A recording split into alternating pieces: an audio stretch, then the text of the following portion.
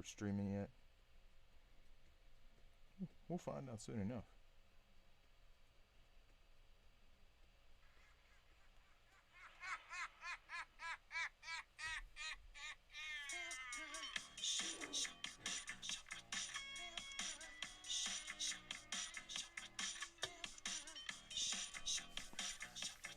Chris Courtney here. Feedback loop. Just getting started, waiting on CouchBot to fire. Hope you're doing well where you're at. We're standing up today. We're standing up. It's one of the nice things about having a desk that's a little flexible.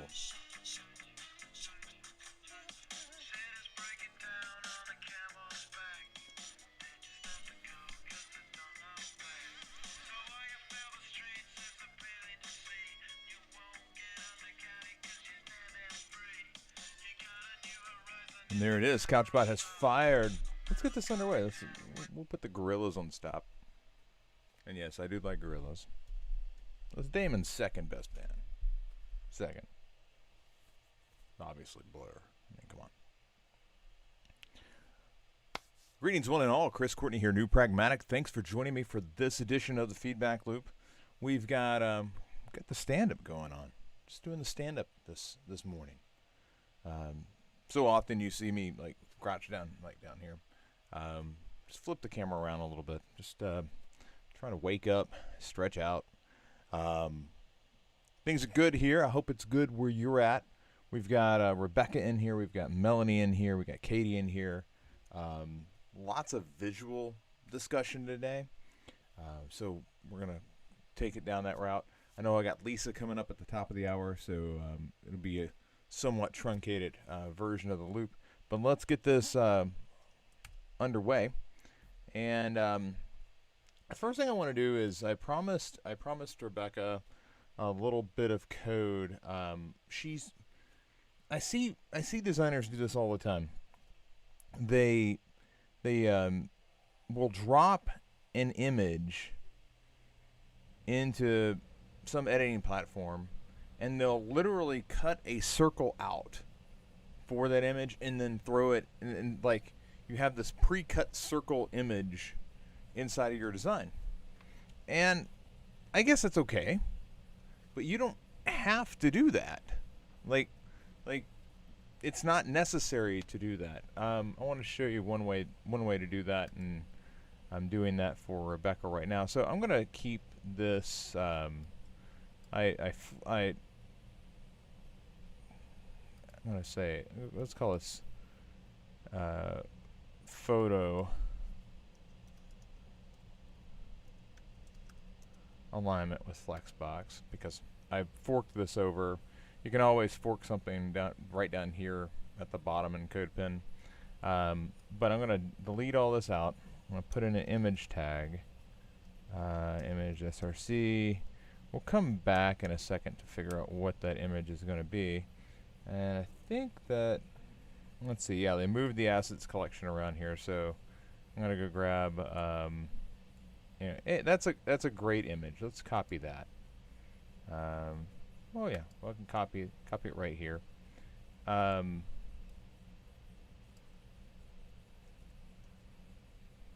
we've got that. That's roughly in the center. It doesn't feel quite centered. But on child, we should be able to do border radius 20 pixels. And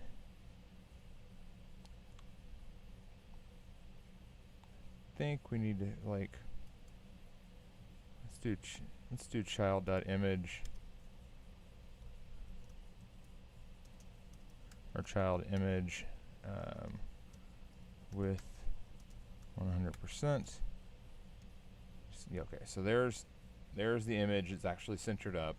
That's how big the child div is. Apparently, yeah, the width is 50%. So if I wanted it to be smaller, whoops, I could do 40%. That makes it smaller. One of the things that I oftentimes screw up when I try to do this is that image, as great as it is, needs to be in the background So let's go grab that asset again. This amazing asset. Let's copy it as a background image. And because it's a background image, I'm just going to paste it in. And it should be showing up inside of child.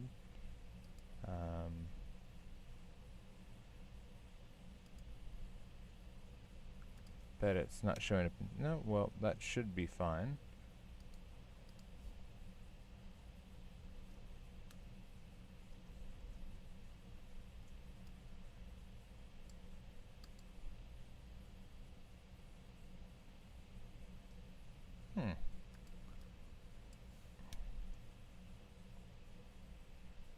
Shows up there. Let's go ahead and get rid of that. Okay. That's really, oh, it's because I don't have a set height on it. Okay. So, if this requires a height because it's the background image. The div can't see how big or small it is. This is always troubling because it's how big does it need to be. This is where you probably want to come in and say 100 pixels and give it a very specific size. 100 pixels. That way you can kind of control the size of it. I'm not sure if this padding is now causing, yeah, the padding was now causing an issue. So let's get rid of that. Now we have, and we'll change this to like 300 and 300. And this is simply so we can get an equal, we're in control of it. And I'm also going to say background size.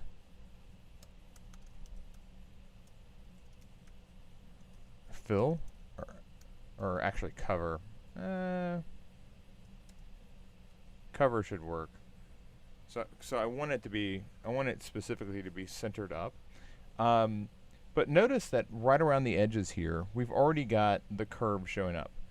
And again, this is, if I actually put this in alphabetical order like I should always be doing, this actually should look more like, sorry, Chris being fussy. Surprise!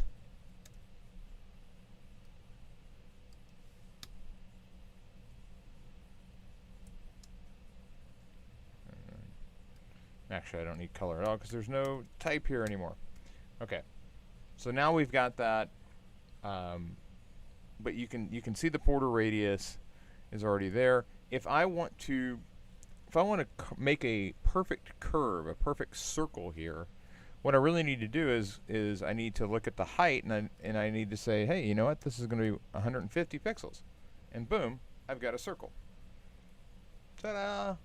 Now you can. You can change this background size. If I set 150%, it gets bigger, but then you've got to get into the positioning.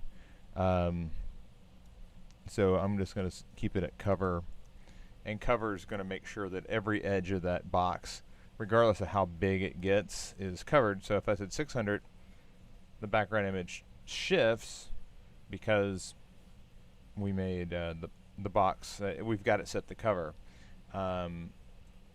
I'll just leave it back at 300. But I will copy this code out, or I'll copy this code pin out, Rebecca, and I will throw it into, actually, you know what? I'll just throw it in right now. I'll just say, we're going to save that. And then I'll say code pin for Rebecca, and I'll just put it right here. I will put this in your journal later, but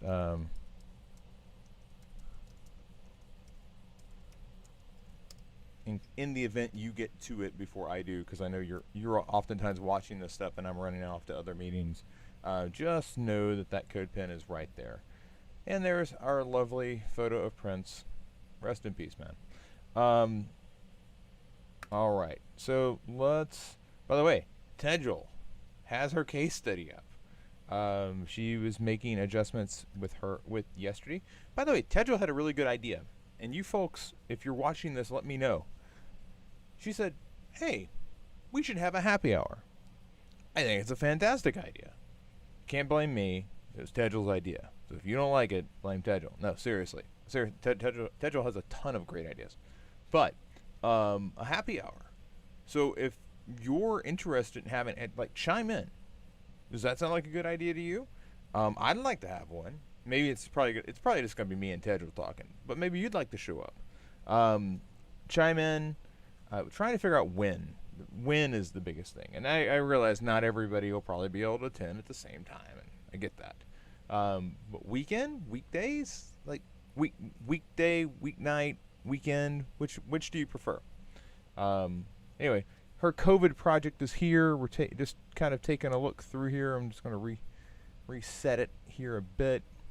Her problem solution, the challenges. Here's where that project started at, if you can believe that. So this is what Tedral walked into. Did some initial research. Got her surveys. There's Martha. And Cameron. And then she shows the iteration. Like, it goes from this table thing, and this is one of the first things we saw, and then there was a map. And then there's a card, like, off to the side, and then the final version of 1.0 had, like, hey, let's use color. And then had some insights as well. They did a lot of work on the information architecture, and then it, like, it really changed, like, and she's got some gifs kind of showing how the actual site ended up in its final form. Really solid work.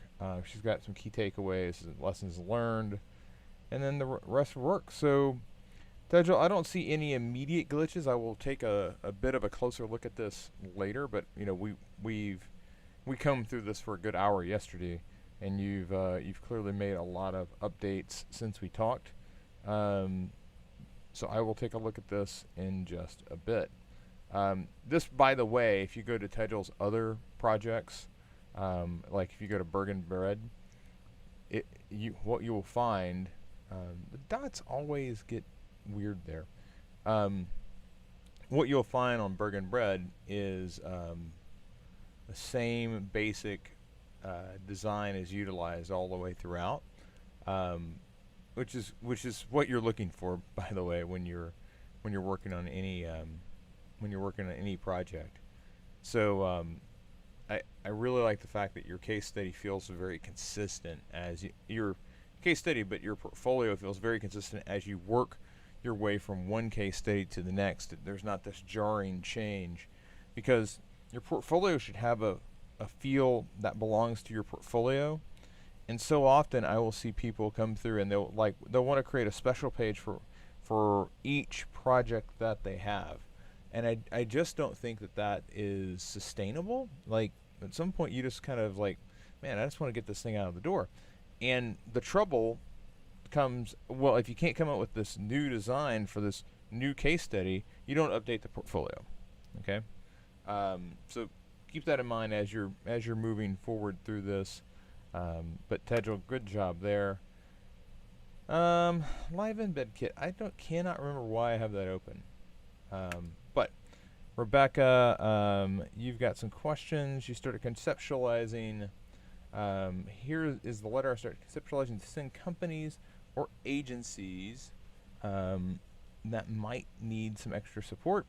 If there's anything you know about me from my time at New Pragmatic and the projects, it would be helpful and to add and attractive to hiring managers, let me know. Okay, let's take a look at this freelance cover letter. This is important stuff. This like, okay. So basically what, okay, got it. Basically what Rebecca's doing is she's going to start cold calling companies that don't necessarily have a job open. Like, there's nothing. Let's just say it's Apple.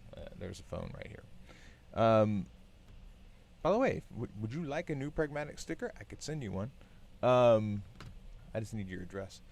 So she's going to start cold calling companies because there's a lot of companies that aren't hiring, but they may be hiring soon, and she's trying to get like onto the what's the word I'm looking for? Radar. That's a thing. Boom, boom. Anyway, she's trying to get onto the radar of these companies before they actually have a job post. So she's trying to shortcut you people. And one of the things that's kind of cool is she pointed out this is a site called Lemonade. I'm not going to point to all the things that are like this yet, but if you look at the Lemonade site, which by the way is so fun and clever and cute, but if you come down to the bottom, it says maker at heart but don't see a role that fits, we'd love to hear from you. Basically, it's a design your own job and tell us how it would work. This is the route I'm advising Rebecca go. Find all the companies that have some sort of design your own job listing on their site and apply to those. Apply to all of them. Because it's one thing to say, I'm going to apply to companies before they post a job for the thing. And then it's quite another to say, I know where to send that. Because who do you blindly apply to? You know, companies are like these big monolithic things. How do you know you're sending it to the right place? This is how you know, because this basically, and somebody gets this email, okay? So you can when you apply now, you get like first name, last name, email, phone number, LinkedIn, optional, and then you attach your CV. But with that, you know, make it to where you have a cover letter and the resume, and off you go. So that's where Rebecca's at, and she's in this letter. It says, "Hi there, my name is Rebecca. I'm writing to you because I think I'd be a great fit to help support you when you have more overflow work than you can handle. I'm a UX designer that has experience in many facet stages of a project, including research, UI management, client communications, and writing." Okay, so obviously I want you do have to put extra emphasis on who you are right up front, because obviously they have no idea why you're contacting them. Okay, they don't have a job posting. They're not looking for this communication coming in. So hi there, my name is Rebecca. I'm a designer or I'm a remote designer. I would identify, I'm a designer working remotely in Israel. I'm writing you because I'm a big fan of your company. I'm a big fan of some thing that you do. I'm a big fan of somebody who works there. And I think I would be a great fit to help out. And I think I'd be a great fit for your organization. While I didn't see a role specific to my experience, while I didn't see a specific role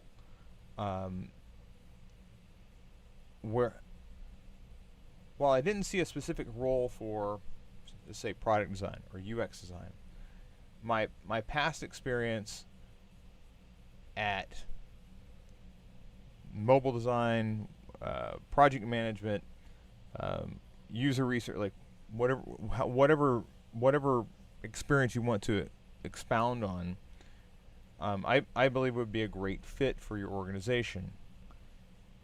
And then you want to go into why, okay? What makes you a great fit?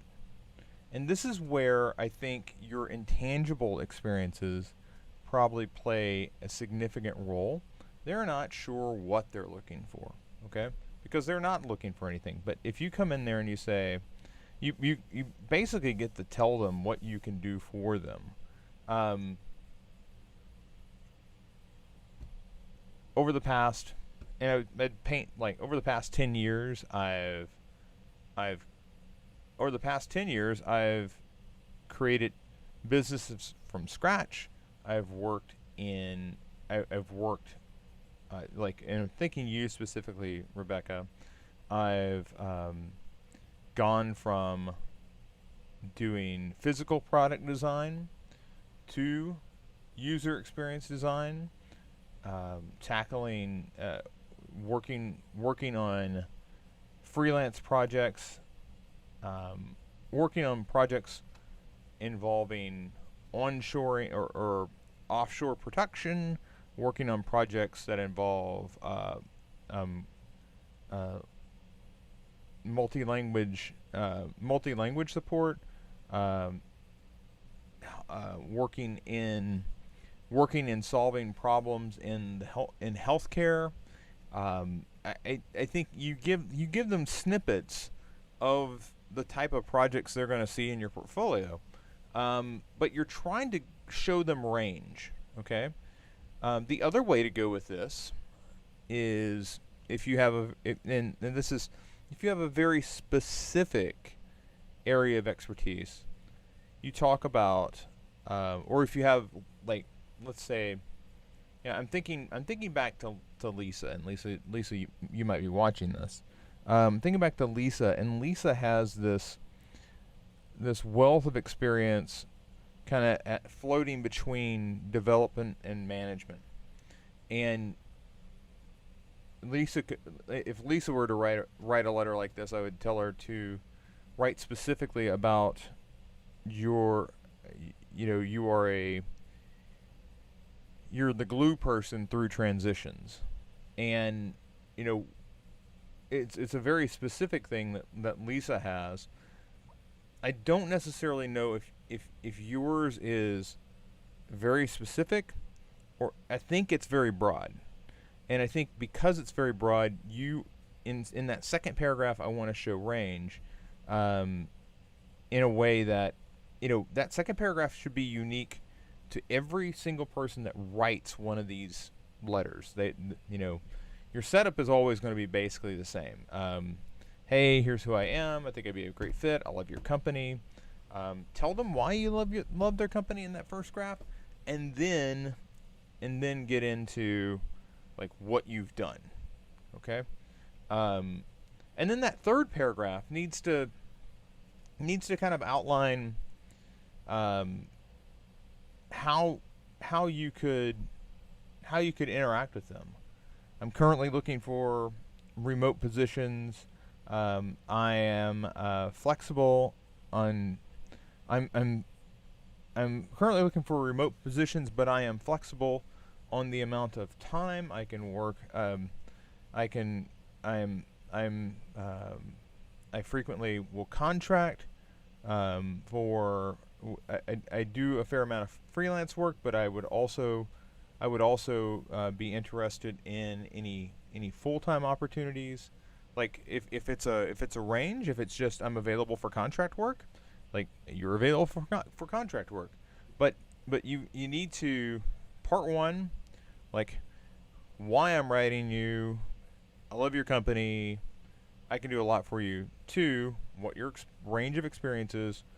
3, what you're looking for in terms of level of commitment. Okay, if you can work on 2 and 3, 1's always going to be a little flexible, but when you're cold calling, 2 and 3 probably doesn't change much. Okay, you are who you are. You have the availability that you have, and then it's always adjusting paragraph 1 to make it specific to the company. So that's how I would handle that. Let's come over. I've got Melanie here, and Melanie is she's got a couple of projects she's worked on. Although the interface exercise I could not get into, although maybe I can preview it. Oh, I can preview it. Well, that's fun because I couldn't open it. Oh, interesting. Well, this is sketching, and I see the sketches.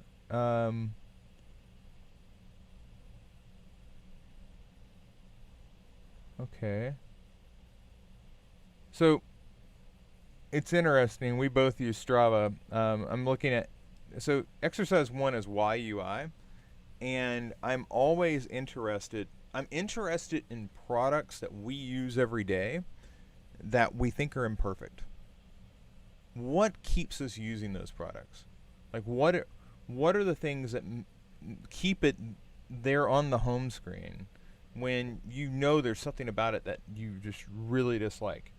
And most annoying aspect of the product. Sometimes I want to make my runs private, and when I upload my runs from my watch, it automatically publishes these public. Maybe there's a setting to change the default behavior to private. Sometimes my GPS isn't accurate. So one of these things is very UX, and the other one is not. Like the accuracy of the GPS, that is very technical. Okay, but that whole privacy, making the runs private, that is very much UX. And it's one of those things that if somebody was very upset, it could lead to them not using the product. It's like, well, if it's like, for instance, Strava got into this whole issue because they were publishing secret base locations for military organizations, because you would look out in the desert and you would see where all the soldiers had run around the perimeter of the base with their Strava app on. And then when you looked at the data, it's like, oh, well, there's an air base, it's hidden. There's a base, it's hidden. So it's like, you would think that they would have figured out that privacy issue by now. I find the feed somewhat difficult to navigate. I have to scroll a lot to see people. I forget which feed I'm viewing. Personal following clubs. Yes. Yes. And I think that segmented controller gets in the way. Although, if you don't have that there, do you ever switch views? And I think you do. I think your personal feed just on your profile. Like you want to see all of your stuff, you just look at your profile. And this is where we talk about commonality of assets in design, and what makes something feel familiar. When you think about like how most social media works, and not that Strava is social media, but most of the time when you want to see your post, you have to go to your page, and then you can see your post. There isn't like this everybody and then me feed switch. So it's really interesting. I like this a lot, and of course it doesn't hurt anything that I use Strava, and I'm like, yep. Although I've never like thought to mark my runs private, but I'm a guy, and I can, that's me not thinking. That's me not thinking because I have that, it's again white guy privilege. Okay, you're a woman. I can totally understand why a woman might want to make her runs private, but it would never occur to me as a guy. Black male gets shot in Georgia. Maybe that's a good reason to keep your runs private. I don't think those rednecks were like surfing Strava looking for them, but I could see, it's why we have diverse teams, because that's a blind spot I would not have saw. I wouldn't have thought about it, but you did. Okay, and that's the value of having diversity on your squad. All right, I like that a lot. Sorry, I don't know why I couldn't get into it, but we'll go back and forth a little more on that. I want to get to this Figma exercise that you've got over here. Oh, hey, yeah, here we go. So I'm gonna zoom in here. And this is your establishing hierarchy exercise, and one of the things I want to point out is you've done it. You've kind of flipped around the assignment, in that it was really meant to be functioning on the concept of size. You took it and said, "Nah, I'm gonna make it about color," and this definitely draws attention to a specific group, but none of these jump out on their own. So, but this is kind of like, I look at this as kind of the student who technically does. I mean, there is established hierarchy here. I mean, especially with this one. Less so over here. You know, over here it's more about the yellow flower drawing attention. Even though you've attempted to make these work together, um, the yellow flower is drawing more attention than anything else. These are really secondary images. So this doesn't work as well as this does. Um, but, this is supposed to be nature, horizontal focus nature, and we've got nature, and then you've got the bridges here. So my thought here is you're trying to use juxtaposition to create that hierarchy, which again, it's a creative way to do it. It's not the traditional way to do it, and that's okay. Again, I don't want to be that gotcha instructor that's like, well, that isn't the spirit of what we're doing here. You just decided to do it a different way. I get it. This works better than this does. Here, I've got 3 photos that are virtually the same size. I know that you're trying to group them all together, but there's just not enough color saturation in the one at the bottom to hold together. So this approach is less successful. If you look at it, you did a dark mode version and a light mode version, basically. But again, this is just not as strong as this one. This one's very creative. Very creative. Kudos. It's a solution I haven't seen yet in the UI program. Here is horizontal focus bridges. Again, you're going with group. You're not going with singular. And that's fine. I mean, these clearly move side to side. You don't have to go with one big image. Okay. If we look here with vertical, there's a clear strength here. You've kind of got this cross-like design that is that's allowing this to have more. It feels more vertical, even though the images also could be read just side to side. I do think a stronger vertical would be simply, and I don't think I have edit access here. Yeah, I don't. A stronger vertical would be just taking this image, just all the way up. That would be stronger vertical focus, because it's a badass photo. It's just amazing. Same thing could be said for this one. But is it good? Yeah, it's good. It's good. Of the 4, your horizontal focus on both of those is better. Vertical focus, the nature is weaker than bridges. So 1, 2, 3, 4. That's how I would rank these. Part 2 here, you've got strategic use of space. So here is emphasis top. Emphasis top is basically saying, this is a page design and I want to have my emphasis up here. Emphasis left,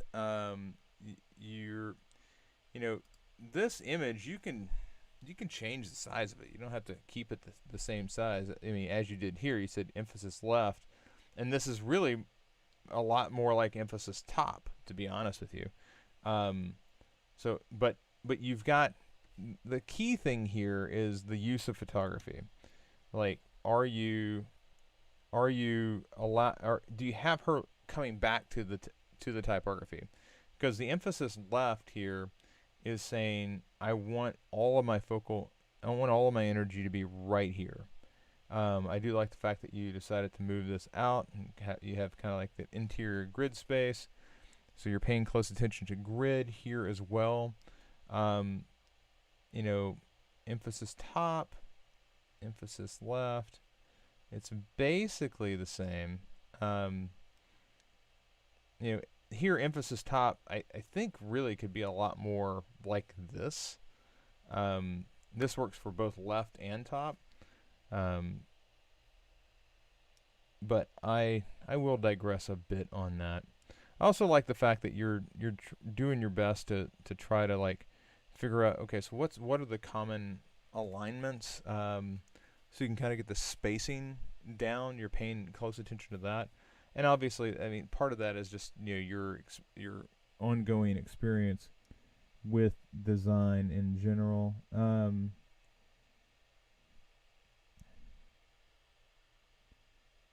Uh, let's go ahead and take a peek. Overall, these are good, Melanie. Let's go ahead and take a peek at Katie. Katie's got her information architecture or info design exercises here, and so much of this is about finding. We have certain laws, proximity, and similarity. Similarity is definitely right here. Proximity is here. We'll come back to your insights. Symmetry, you know, having this is just symmetry all the way through. There's a lot of laws that could be, quote, applied. I look at this as this is mostly symmetry. Um, Similarity. So these designs are very similar to one another, and because of how they are how these are organized, they separate. Proximity also plays a role here. Um, and then this one, symmetry. You know, the grouping here. Um, it's a continuity as well for me, because the logo, then the logo, then the logo. Like that logo just kind of pulls you through. Um, and it all creates this little, like this zone. Everything here is like grouped together naturally. Everything here is grouped together naturally. This area, it does okay. It does okay, but overall, good work there. Let's move to exercise 2 here.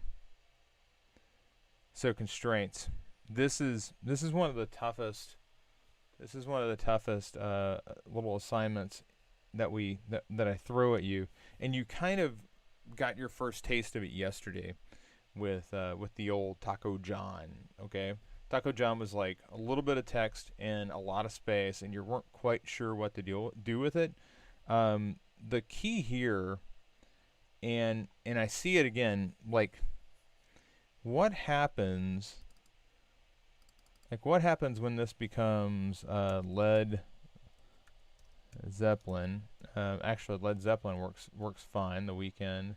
What's a band? What's a band? Oh yeah, okay. So what happens when this becomes Rage Against the Machine?